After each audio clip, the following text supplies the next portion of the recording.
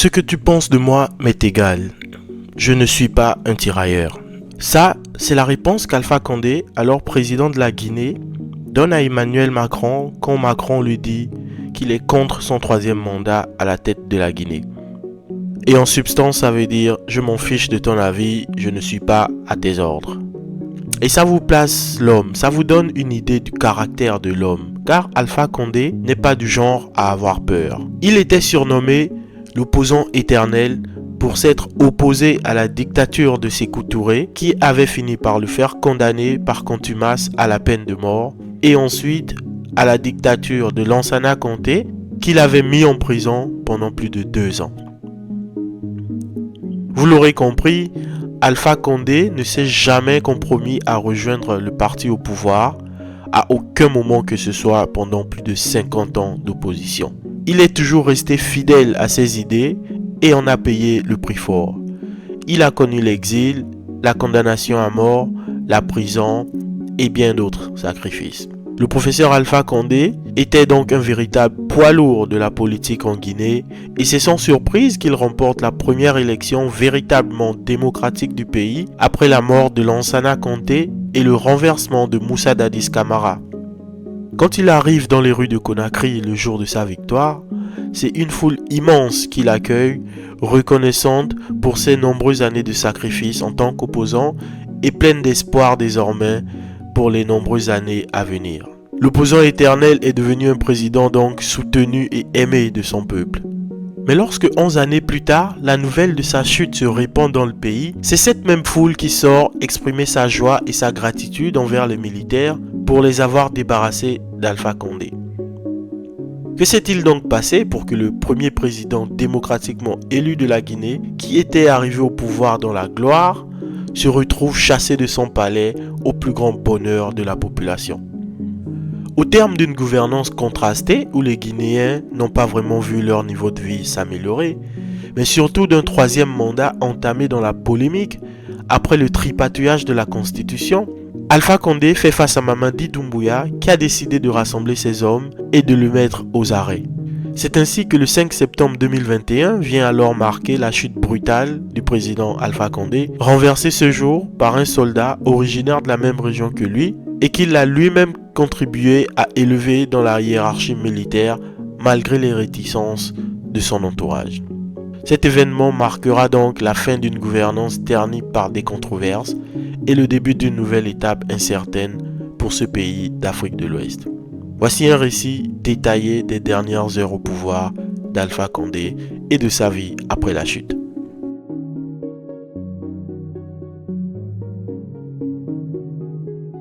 Avant d'en arriver à cette date fatidique du 5 septembre 2021 pour Alpha Condé, il serait tout de même intéressant de retracer très rapidement son chemin.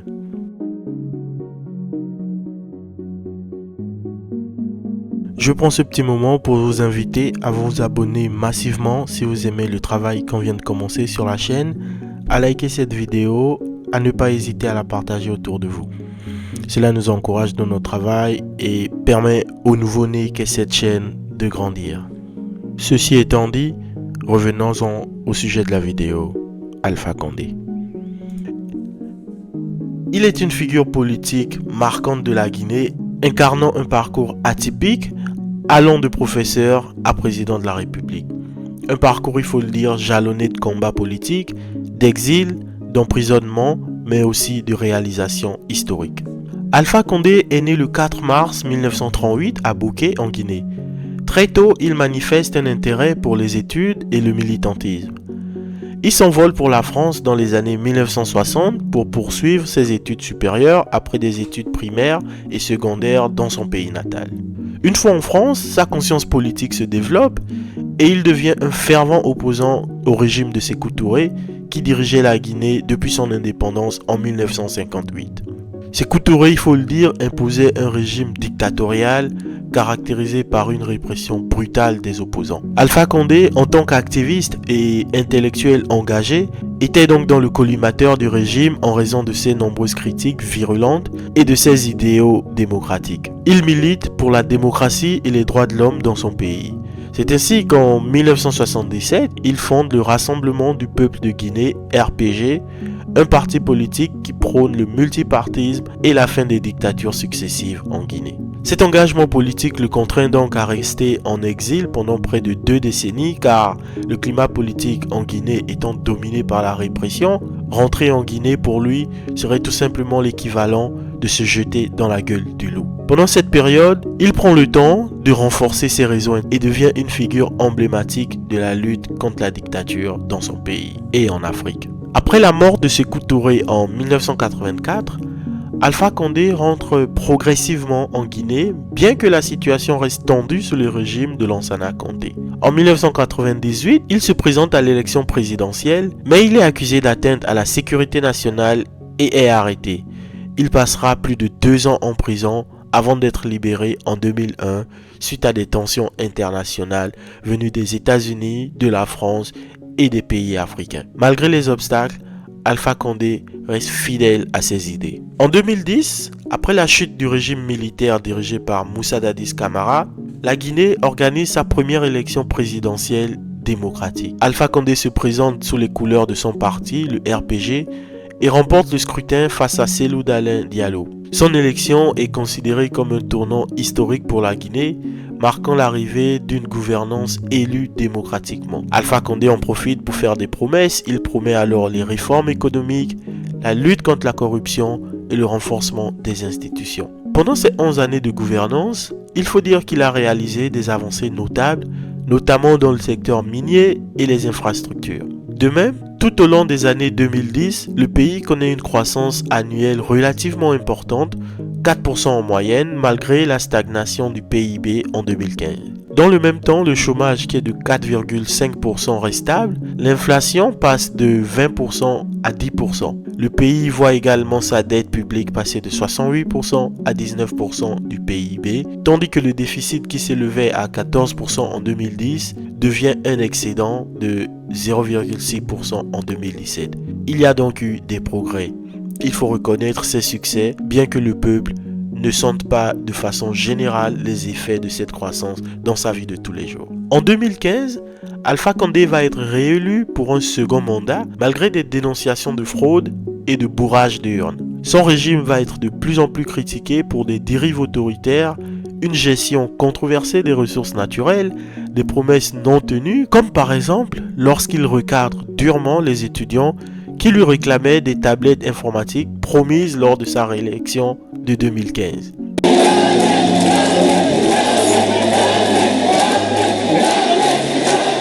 À vous, venez de loin, aux diplomates, je vais d'abord vous présenter mes excuses du comportement indélicat de ces gens qui ne représentent pas la jeunesse guinéenne. J'ai été étudiant avant vous, nous avons rendu l'Afrique fière de nous. Vous êtes comme des cabris, comme des tablettes, comme des cabris. On ne mettra pas de tablettes à votre disposition. Ce n'est pas un droit. Même en France, aux États-Unis, on n'a pas mis à l'élection des étudiants des tablettes. On a mis des ordinateurs dans les écoles. C'est notre volonté. Mais vous êtes indigne de cela. Donc pour le moment, on suspend les tablettes jusqu'à nouvel ordre. Moi, vous n'impressionnez pas, vous pouvez sauter jusqu'à demain, ça ne me fait ni chaud ni froid. Le monsieur est reconnu comme étant un sanguin qui a horreur de la contradiction. Il se dit aussi qu'il aime gouverner seul, quitte à tout surveiller de près et à faire du micromanagement à tel point que certains se demandent à quoi lui sert donc d'avoir un premier ministre. Chose à laquelle Alpha Condé répond en disant que c'est lui qui a été élu par le peuple de Guinée et non pas le premier ministre, et quand le moment viendra de rendre des comptes au peuple, c'est lui qui sera jugé, pas le premier ministre ou qui que ce soit d'autre.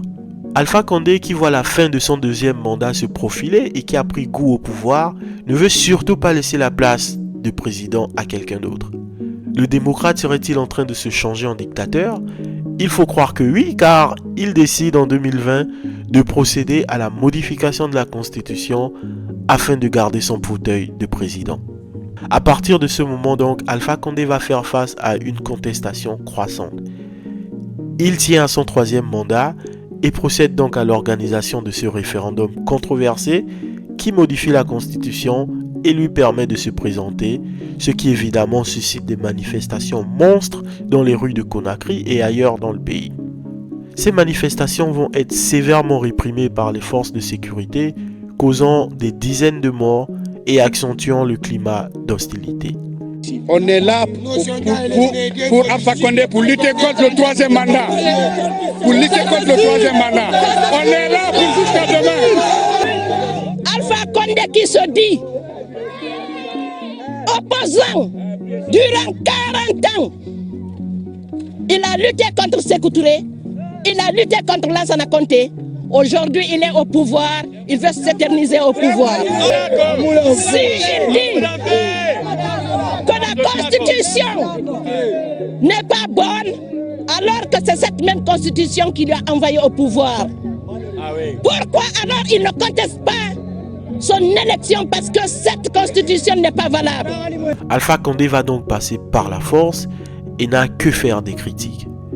D'ailleurs, c'est avec sa verve habituelle qu'il va rétorquer à Emmanuel Macron, qui était contre son troisième mandat. « Ce que tu penses de moi m'est égal. Le seul avis qui compte, c'est celui du peuple de Guinée. Je ne suis pas un tirailleur. » Il faut reconnaître au monsieur qu'il n'a jamais eu peur de dire ce qu'il pense à qui que ce soit. C'est donc dans ce contexte de tension latente qu'il va être réélu le 18 octobre à l'issue du premier tour du scrutin de la présidentielle avec 59,5% des voix face à Cellou Dalein Diallo, encore une fois, qui lui s'était proclamé vainqueur du scrutin mais qui au final ne s'est vu crédité que de 33,5% des voix. Évidemment, l'opposition dénonce des fraudes, des bourrages d'urnes et lance des recours auprès de la Cour constitutionnelle qui va rejeter tous ces recours et conforter Alpha Condé dans son fauteuil de président élu. C'est devant cette même Cour constitutionnelle qu'il va donc prêter serment pour son troisième mandat. Alpha Condé a gagné, il tient donc son troisième mandat, un mandat que personne n'a réussi à l'empêcher d'obtenir. En addition à ce contexte déjà bien électrique donc, il faut ajouter les accusations de corruption, de favoritisme et une économie en souffrance qui contribue à alimenter le mécontentement populaire. Les tensions étaient également palpables au sein des forces armées. De nombreux soldats reprochaient au gouvernement une mauvaise gestion des ressources, un traitement inégalitaire des unités militaires. Par exemple, l'unité d'élite dirigée par le lieutenant-colonel Mamadi Doumbouya, le groupement des forces spéciales, le GFS, murmurait un sentiment d'injustice et d'exclusion pour plusieurs raisons liées à la gouvernance d'Alpha Condé et à sa gestion des forces armées en général. Sous son régime, certaines unités militaires semblaient bénéficier de plus de ressources, d'équipements et de reconnaissance que d'autres. Le GFS, bien qu'étant une unité d'élite, se sentait marginalisé par rapport à d'autres branches des forces armées, notamment celles les plus proches du cercle présidentiel. Le GFS, malgré son rôle stratégique dans la défense nationale, considérait que ses efforts et ses compétences n'étaient pas suffisamment valorisés par le gouvernement. Cette frustration a été amplifiée par une absence de promotion ou de primes proportionnelles à leur niveau d'engagement.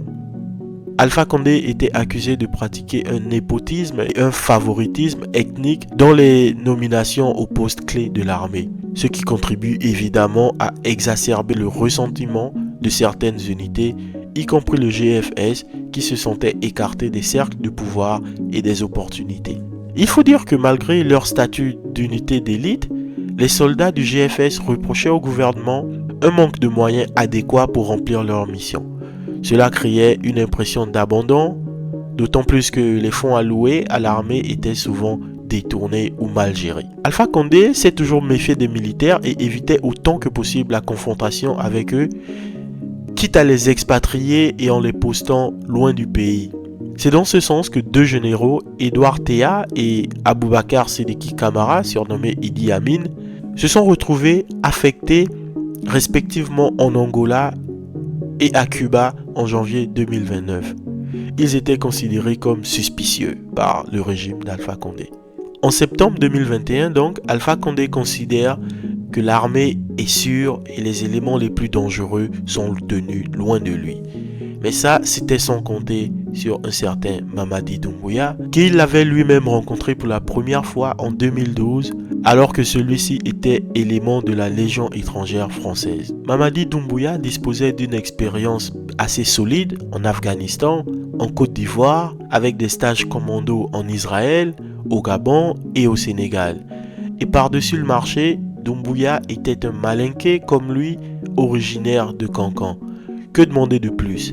Ni une ni deux, Doumbouya est envoyé en formation en France et à son retour au pays, en à peine 2 ans, il est catapulté au rang de lieutenant-colonel du groupement des forces spéciales. Alpha Condé était tellement fier de Mamadi Doumbouya et de ses GFS qu'il a toujours fait la sourde oreille aux alarmes sonnées par son chef d'état-major qui lui disait que Doumbouya avait déjà été entendu en train de se plaindre de la gouvernance du président et de toutes les difficultés éprouvées par l'armée. Le lieutenant-colonel Doumbouya, fort de son expérience militaire internationale, estimait que l'armée pouvait être mieux gérée, voire même le pays. Le contexte était donc établi et c'est ainsi qu'arrive le jour du 4 septembre 2021, la veille du coup d'État. Alpha Condé est rentré depuis quelques jours d'un voyage non officiel en Italie où il a rencontré un ami entrepreneur italo-érythréen du nom de Makonem Asmaron. Ce soir-là, dans son palais, il prenait part à un dîner avec des invités étrangers et il leur expliquait sa grande vision pour la Guinée qu'il voulait, selon ses propres mots, deuxième économie de l'Afrique de l'Ouest à l'horizon 2030 derrière le Nigeria. Rien que ça. Le président disait aussi vouloir desserrer la vis autour du budget de l'armée car il est conscient de la grogne au sein de son armée et estime qu'il n'est pas nécessaire de se créer des problèmes à ce niveau-là. Sauf qu'il était déjà trop tard et le réveil allait être brutal. Après la soirée, Alpha Condé, dont l'entourage savait qu'il vivait seul et avait du mal à s'endormir, se retrouve une fois de plus seul dans son palais, ne parvenant pas à trouver le sommeil avant le petit matin. Il faut dire que Alpha Condé ne s'est installé au palais présidentiel qu'après une tentative de coup d'État qui a soufflé une partie de sa maison. Sa femme, Djené Kaba, vit ailleurs dans la ville tandis que son fils unique, Mohamed, réside au Costa Rica. Au petit matin donc du 5 septembre, vers 7h du matin, les habitants de Conakry se réveillent avec des bruits de tirs à Kaloum, le quartier administratif et politique de la capitale. La confusion règne dans un premier temps, mais tout le monde comprend assez vite qu'il se passe quelque chose d'inhabituel et peut-être même d'extraordinaire.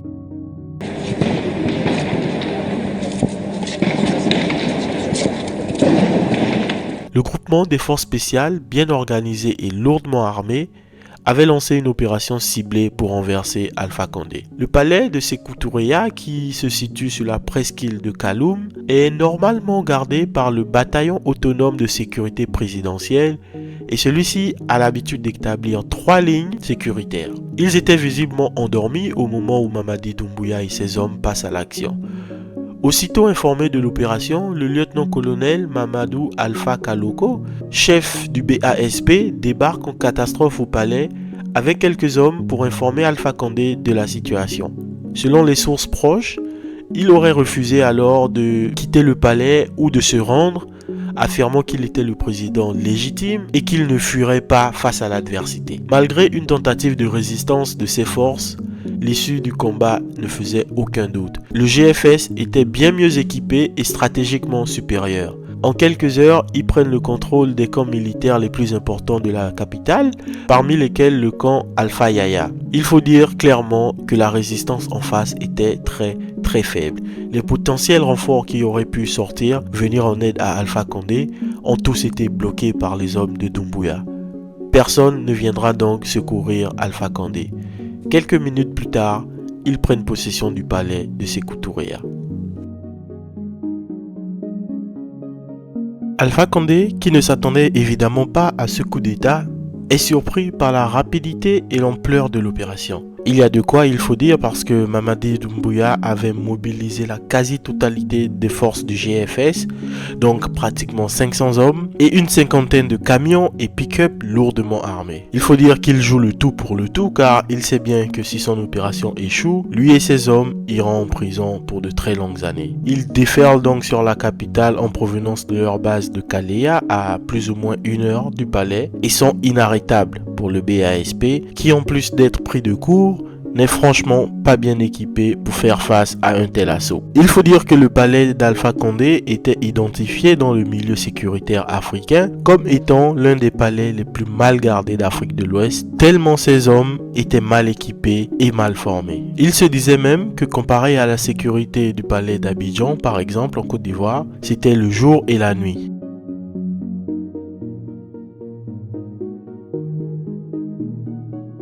On comprend donc mieux pourquoi les troupes du colonel Doumbouya n'ont eu aucun mal à démonter le BASP, dont une vingtaine de gardes a été tués, parmi lesquels le colonel Yé Moriba Kamara, contre seulement 2 ou 3 membres du GFS. Arrivés au palais, les hommes de Mamadi Doumbouya font sauter la porte d'entrée et se mettent à la recherche du président. Ils arrivent à l'étage où se trouvent les bureaux et les appartements du président, et là, ils mettent le grappin sur Alpha Condé et le colonel Mamadou Alpha Kaloko, chef du BASP. Alpha Kaloko et le président sont vite maîtrisés et menottés. Si vous bougez, on tire, leur crient les soldats. Alpha Condé, qui était remonté pour prendre les clés de son bunker sécurisé souterrain, ne peut plus rien faire, il est cueilli à froid. Il est à ce moment pieds nus, en jean et chemise ouverte, et on le fait descendre dans un salon au rez-de-chaussée, puis asseoir sur un canapé, et là, il est filmé. Quelque temps après sa capture, des images de lui circulent sur les réseaux sociaux, où on le voit assis sur le canapé, l'air fatigué et abattu, vêtu d'une chemise pas totalement boutonnée. Ces images choquent mais symbolisent bien évidemment la fin de son règne sans partage pendant 11 ans. Alpha Condé est clairement abasourdi, perdu et aussi en colère. Il ignore royalement les militaires quand ceux-ci lui demandent « Est-ce qu'on a touché à un seul de vos cheveux ? On vous a brutalisé, Excellence ?» Pas de réponse d'Alpha Condé. Toujours fidèle à lui et à sa ténacité, il refuse de démissionner. Les militaires lui avaient pourtant préparé une lettre de démission. Il n'a plus qu'à la signer, mais il froisse la lettre et la jette sans même la lire. Un militaire lui dit alors « Monsieur le Président, ça ne va pas, c'est pourquoi nous avons fait ce coup d'État. » « Comment ça ne va pas ?» répond Alpha Condé. « Moi, je veux m'adresser à mon peuple, c'est le peuple qui m'a élu. » Les militaires lui rétorquent alors « Monsieur le Président, si nous sortons dans la rue tout de suite, la population va nous soutenir. Il faut accepter que vous n'êtes plus le président de ce pays, le peuple souffre. » Avec sa ténacité qu'on lui connaît, Alpha Condé rétorque « Est-ce que le peuple ne souffre pas aussi au Sénégal ou en Côte d'Ivoire ?»« Oui, mais pas dans les mêmes conditions, monsieur le président. » Encore plus énervé, Alpha Condé réplique « Vous savez où se trouvait ce pays quand je suis arrivé? Vous savez l'effort que j'ai mené pour que le pays avance ?» Alpha Condé ne comprend clairement pas pourquoi il se retrouve dans une telle situation, mais il ne sert plus à rien de débattre de toutes les façons, il est face au fait accompli. Peu après, le lieutenant-colonel Mamadi Doumbouya fait son apparition à la télévision nationale et déclare que le gouvernement est officiellement renversé. Il annonce la dissolution de la constitution, du gouvernement et des institutions républicaines. Selon lui, le coup d'État était une réponse nécessaire à la mauvaise gouvernance et à la corruption endémique qui gangrenait le pays. Doumbouya promet une transition vers un nouveau départ pour la Guinée, bien que les modalités de cette transition restent encore floues. Le ministre de la Défense, qui n'a pas été arrêté sur le coup, lui espère toujours un miracle et tente un coup de poker en affirmant dans un communiqué que les putschistes ont été repoussés et que la menace est désormais neutralisée. Mais personne ne voit le président et la question reste floue. Où est Alpha Condé? Les seules fois où on l'a vu, il était bel et bien aux mains des militaires et paraissait bien être mis aux arrêts. La confusion apparaît un moment, mais les forces du GFS se dépêchent de clarifier la situation et confirment qu'Alpha Condé est bel et bien entre leurs mains, mis aux arrêts et qu'il n'est plus le président de la République. Dans les rues, c'est alors l'effervescence. Les habitants crient leur joie et leur soutien aux militaires, héros du jour. La foule jubile, scande des slogans de liberté. Pour beaucoup, la fin de son règne représente l'espoir d'un renouveau après des années de frustration. Mais certains craignent évidemment que ce coup de force ne plonge le pays dans une instabilité prolongée. La chute d'Alpha Condé, lorsqu'elle est rendue publique, provoque des réactions contrastées sur la scène internationale. Le coup d'État est condamné évidemment, mais pas par tout le monde. L'Union africaine et la CEDEAO suspendent avec effet immédiat la Guinée de leurs organisations et exigent le retour à l'ordre constitutionnel. Les Nations Unies et plusieurs pays occidentaux expriment leur inquiétude face à l'interruption de la démocratie. Mais les présidents africains sont pour la plupart beaucoup plus discrets. Les seuls qu'on a entendus sont ceux qui étaient proches d'Alpha Condé, en l'occurrence Alassane Ouattara, Faure Eyadema du Togo et Denis Sassou Nguesso du Congo. On se souviendra d'ailleurs que Alpha Condé lui-même disait lors de sa prestation de serment quelques mois plus tôt que Sassou Nguesso était surnommé l'empereur car il faut être puissant comme Sassou pour durer au pouvoir aussi longtemps que lui l'a fait. Force est de constater pour Alpha Condé qu'il n'a pas eu la capacité de répliquer les méthodes de l'empereur Sassou. Quant au reste des voisins de la Guinée, ils sont pour la plupart très silencieux ou alors vraiment très brefs, très expéditifs dans leurs communiqués et n'ont surtout pas exprimé le désir de voir Alpha Condé regagner son fauteuil de président. Il faut dire qu'avec son tempérament très bouillant, il ne s'est pas fait beaucoup d'amis dans la région et ce n'est certainement pas Emmanuel Macron en France qui viendra le sauver. Le coup d'État est consommé, il faut désormais passer à la suite. Alpha Condé est placé en détention par les putschistes. Sa chute brutale marque la fin d'une ère pour un homme qui en 2010 incarnait l'espoir du changement et la promesse d'une gouvernance démocratique en Guinée. Malheureusement pour lui, son insistance à faire ce troisième mandat controversé et sa gestion de plus en plus autoritaire auront fini par provoquer sa chute.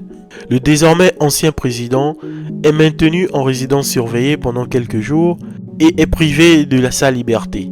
Il sera finalement libéré en novembre sous les pressions de la CEDEAO et envoyé auprès de sa femme dans un quartier résidentiel de la ville. Son état de santé nécessite des soins car l'ancien président, qui a bientôt 84 ans, fait face à des petits bobos de santé liés à son âge. Il faut donc l'évacuer à l'étranger pour qu'il se fasse soigner correctement. Mais la junte au pouvoir est réticente car elle veut l'avoir sous la main au moment de le présenter à un tribunal.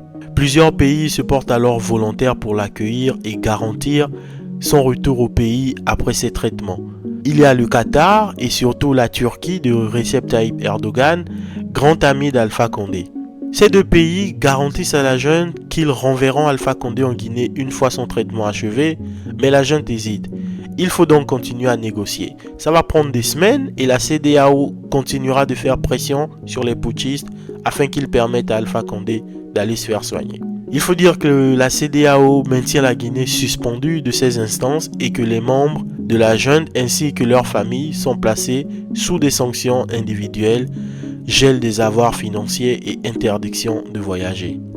Ça prend du temps, mais Condé finalement obtient l'autorisation en janvier 2022 du colonel Mamadou Doumbouya d'aller se faire soigner. Mais ça ne sera ni au Qatar, ni en Turquie. Ça sera plutôt aux Émirats Arabes Unis qu'il recevra ses traitements médicaux. La junte a choisi les Émirats Arabes Unis car elle considère que les autorités du pays n'ont aucun intérêt à accorder l'exil à Alpha Condé contre la volonté du nouveau pouvoir guinéen car les Émiratis détiennent plusieurs intérêts économiques en Guinée et ne voudraient surtout pas se brouiller avec leurs homologues guinéens à cause d'un seul homme. Le groupe Abu Dhabi Port assure par exemple la gestion du terminal des conteneurs de Kamsar, port minier situé à 250 km au nord de Conakry. Les deux pays ont également des accords portant sur le transport aérien, les mines et les infrastructures. Évidemment, mettre tous ces intérêts à risque juste à cause d'un seul homme n'aurait pas de sens. Et il y a aussi la jurisprudence Ibrahim Boubacar Keïta du Mali, qui lui aussi avait été autorisé à aller se soigner à Abu Dhabi et qui est ensuite rentré dans son pays sans rien essayer. Les Émiratis se sont donc engagés auprès de la junte à ce que Alpha Condé rentre au pays une fois ses traitements achevés. Alpha Condé sera donc accompagné par son médecin personnel, Dr Kaba, et surtout par 2 gardes du corps désignés par le nouveau pouvoir pour le surveiller et s'assurer qu'il sera bien de retour au pays après son traitement à Abu Dhabi. C'est ainsi que le 17 janvier 2022, Alpha Condé embarque aux alentours de 14 h dans un avion privé affrété par la junte à Conakry pour Abu Dhabi. Les militaires disent l'avoir laissé partir pour des raisons humanitaires, mais que ce séjour ne doit surtout pas dépasser 1 mois sauf avis médical. Alpha Condé se fait donc soigner, mais le temps passe, il ne rentre toujours pas. Le mois fixé par la junte s'écoule et toujours pas d'Alpha Condé à l'horizon.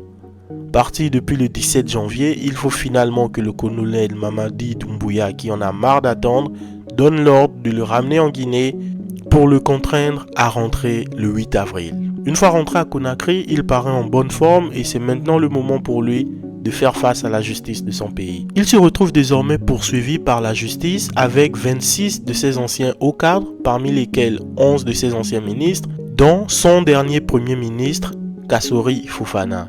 Ils sont poursuivis pour des faits de meurtre, de disparition forcée, d'arrestation ou d'enlèvement par des agents de l'État, d'actes de torture et d'atteinte aux libertés individuelles. Des faits tous commis tout au long de ces mandats, sans oublier évidemment la répression violente des manifestations lors de la contestation contre son 3e mandat qui avait fait des dizaines de morts. Son premier ministre et quelques autres croupissent d'ailleurs en prison jusqu'au jour d'aujourd'hui. Le 21 mai 2022, après de nouvelles tractations souterraines, Alpha Condé est autorisé une fois de plus à aller se soigner, mais cette fois-ci en Turquie. Il repart donc à l'étranger et cette fois-ci, il ne sera pas accompagné ni de garde du corps ni de médecin. La junte affirme une fois de plus qu'il est parti pour des raisons humanitaires. Sauf que contrairement à la première fois, il ne rentrera plus. Et cela malgré les multiples injonctions de Mamadi Doumbouya. Il est désormais protégé par son grand ami Recep Tayyip Erdogan qui s'était déjà manifesté pour l'accueillir à plusieurs reprises, une première fois lors de sa chute et une autre fois lorsqu'il s'est agi de l'évacuer à l'étranger. Il tient donc en Turquie un ami indéfectible en la personne de Recep Tayyip Erdogan qui a autorisé qu'un homme d'affaires turc lui mette à disposition une villa après un séjour de quelques semaines dans un luxueux hôtel de la ville, le Conrad Hilton d'Istanbul. Réalisant peu à peu que Alpha Condé n'est pas prêt de rentrer, Mamadi Doumbouya fait tout ce qu'il peut pour mettre la pression sur Erdogan afin qu'il le lui renvoie. Il fait même fermer les locaux d'une entreprise turque à Conakry et demande de faire passer le message au président turc qu'il faut renvoyer le soldat Alpha Condé au pays. Mais rien n'y fait, Erdogan ne forcera pas son ami à rentrer et faire face à la justice de son pays. Soit dit en passant, ayez des amis comme Recep Tayyip Erdogan dans vos vies. La junte, qui n'arrive pas à faire rentrer Alpha Condé au pays, se retrouve donc forcée d'accepter son exil turc et pose la condition qu'il se fasse très discret dans les médias et qu'il n'ose surtout pas parler de politique. Chose qu'Alpha Condé respecte jusqu'à ce que sa femme décède dans un hôpital américain à Paris des suites d'une longue maladie à l'âge de 63 ans. À ce moment, la junte fait un communiqué sur le décès de l'ancienne première dame et présente ses condoléances à la famille sans jamais mentionner le nom du mari endeuillé. Quand on connaît le tempérament d'Alpha Condé, on sait que ça, c'est le genre de choses qui va l'énerver. Et évidemment, ça suscite sa colère et celle de son entourage. Un de ses proches dit même que le président Alpha Condé est catégorique. Il ne veut voir aucun membre du putsch au chevet de sa famille. Il demande qu'ils gardent leur compassion pour eux car il n'en a pas besoin. Alpha Condé est toujours en exil en Turquie et ne peut donc pas rentrer pour enterrer sa femme. Il voudrait quand même, en tant que son mari, prendre les choses en main et veut faire passer le corps de sa femme par la Turquie avant de l'envoyer directement dans sa ville natale à Cancan par voie terrestre en passant par Bamako au Mali. Il prend même un avocat pour faciliter les démarches et il écrit directement à l'ambassadeur de Guinée en France en lui demandant de ne surtout pas mêler les autorités guinéennes aux funérailles de son épouse. Sauf que les 3 filles de la défunte, issues d'un premier mariage, ne veulent pas que la dépouille de leur mère passe par la Turquie, et ce, malgré que Erdogan, encore lui, avait offert de mettre à disposition un de ses avions. Alpha Condé est très remonté contre Mamadi Doumbouya qui l'accuse de vouloir instrumentaliser les funérailles de sa femme à des fins politiques, et affirme que la dépouille de sa femme passera par le Mali de gré ou de force. Il en a également après les enfants de la défunte qu'il accuse de l'empêcher de prendre en charge les funérailles de sa femme, à tel point qu'un enregistrement audio témoignant d'un échange houleux entre lui et une des filles de sa femme circule sur les réseaux sociaux. On peut entendre Alpha Condé dire que selon les traditions mandingues, le corps d'une femme décédée est sous la responsabilité de son mari. Toujours aussi tenace et combatif, Alpha Condé ne lâche rien et a reçu quand même les condoléances de Cellou Dalein Diallo, de Sassou Nguesso, de Faure Eyadema, de George Weah, Alassane Ouattara ou encore Macky Sall. Finalement, les deux familles parviennent à s'entendre et conviennent que c'est au mari, donc Alpha Condé, que revient le dernier mot. Il est donc contacté depuis la Turquie et il donne les instructions et ne veut surtout pas entendre parler d'une quelconque tentative de récupération politique du gouvernement de transition. Ces mots sont clairs, ce gouvernement n'a rien à voir avec les obsèques de ma femme, ne les laissez pas toucher à son corps. Sa femme va finalement être enterrée à Cancan en son absence. Le revoilà une nouvelle fois exilé politique. Alpha Condé vit désormais en Turquie sans sa femme et s'est fait discret pendant longtemps avant de réapparaître et de qualifier de bouffonnerie les accusations qui pèsent sur lui dans son pays natal. On l'entend également dans une vidéo dire être dans un pays secret quelque part en Afrique et affirmer au peuple de Guinée qu'il n'a jamais cessé de penser à lui. Peuple de Guinée, je n'ai jamais cessé de penser à vous. Je m'adresse à toutes les Guinéennes et à tous les Guinéens. Ensemble, nous avons surmonté des épreuves très difficiles dans le passé. Nous avons ensemble réussi à faire avancer notre pays. Restons unis et solidaires. Ce qui nous permettra de bâtir un pays fort et un pays où nous pourrons vivre en paix avec prospérité. L'avenir et le progrès se demandent nous tous. Merci. Dans une autre apparition à Istanbul cette fois-ci, on le voit critiquer violemment le pouvoir en place qu'il dit être dans une dynamique de confiscation du pouvoir. Étrange quand on sait que lui aussi a tout fait pour confisquer ce même pouvoir quitte à tuer les Guinéens. On peut l'entendre se plaindre de 2 années rendues insupportables par le nouveau pouvoir dû à la confiscation des libertés, débutée le 5 septembre 2021 lors de son putsch et ayant atteint son paroxysme en 2023. Il appelle également l'armée à se soulever pour éjecter Mamadi Doumbouya, qu'il qualifie de narcotrafiquant, afin que lui, qui se considère toujours comme le président élu de la Guinée, puisse retrouver son fauteuil, ce qui, on le sait évidemment, ne risque pas d'arriver.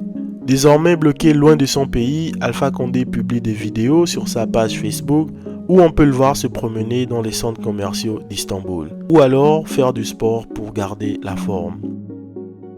Ainsi va désormais la vie de cet homme politique de Guinée, figure emblématique de l'opposition sous Sékou Touré et Lansana Conté, devenu président démocratiquement élu puis dictateur, renversé par son ancien protégé Mamadi Doumbouya, un homme qu'il avait lui-même fait colonel des GFS et contre qui il a désormais une rancune tenace. Rentrera-t-il un jour dans son pays natal? Bénéficiera-t-il un jour d'une amnistie qui pourrait lui permettre de rentrer, se recueillir sur la tombe de sa femme? Nul ne sait désormais de quoi sera fait l'avenir d'Alpha Condé, qui maintient toujours être le président élu de la Guinée-Conakry.